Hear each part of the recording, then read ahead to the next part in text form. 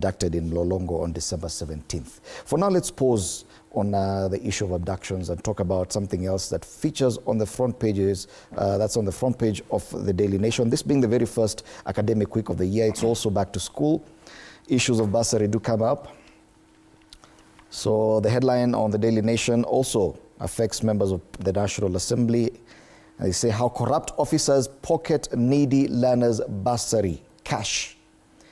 An audit report has revealed that millions of bursary cash meant for needy learners could be ending up in the pockets of a few corrupt officers and MPs. Learners are this week reporting back to school for the first time of 2025, and many are waiting for the disbursement of their bursaries. The report by Auditor General Nancy Gathungu, released in December last year, reveals serious mismanagement of the National Government Constituency Development Fund bursary kitties. Bwana Daniel Manduku, this discussion has been rife about combining and lumping all these bursary kitties from the NGCDF one to the one the governors have into one lump sum fund that could actually, and many people have argued that if we do that, we could actually be able to fund free education. Now we are seeing that according to this report, members of parliament are actually the ones benefiting from bursaries directly at the expense of learners, or needy learners for that matter. Fred, let me say this. On the onset, I would thoroughly condemn any acts of embezzling bursary funds or funds meant to aid challenged learners. Second, let me say that if you remember, when His Excellency William Ruto took over, he formed a task force, which was a presidential working party on educational reforms. And I remember this task force came up with 21 recommendations. It is very sad that I think most of those 21 recommendations have not been effected. Never mind that most of them, or most of the recommendations, were purely administrative. And one of the recommendations was to amalgamate the bursary funds. In theory, it's a very good practice. In fact, in theory, it works.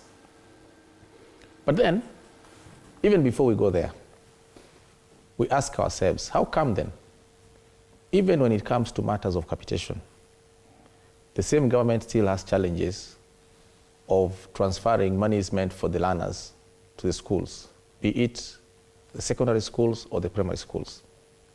And so in as much as amalgamating the bursaries may look a perfect idea, theoretically, it is not practical, given that we have challenges of exchequer release already experienced, even to funds that are already budgeted for.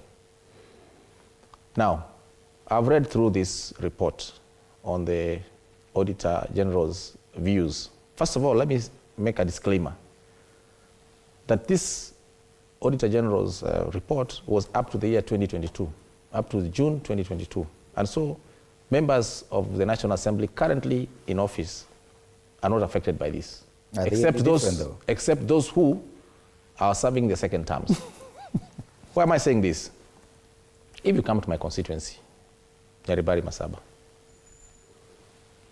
there is a procedure in first identifying the needy students, secondly, allocating the funds, and thirdly, disbursing those funds to the needy learners directly to the schools.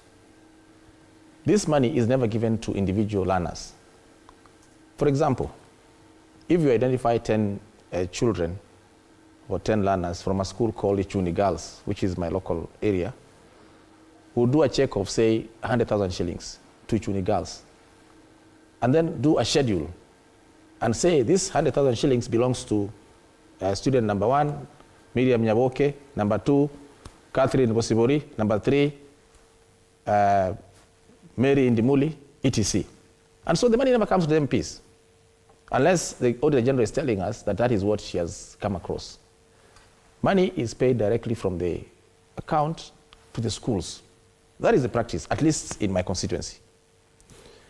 Now, if you read through the audit report, and I know how audits are done, there's an entry meeting, there's an audit, there's what they call a draft report, and then the fund manager is supposed to respond to that draft report.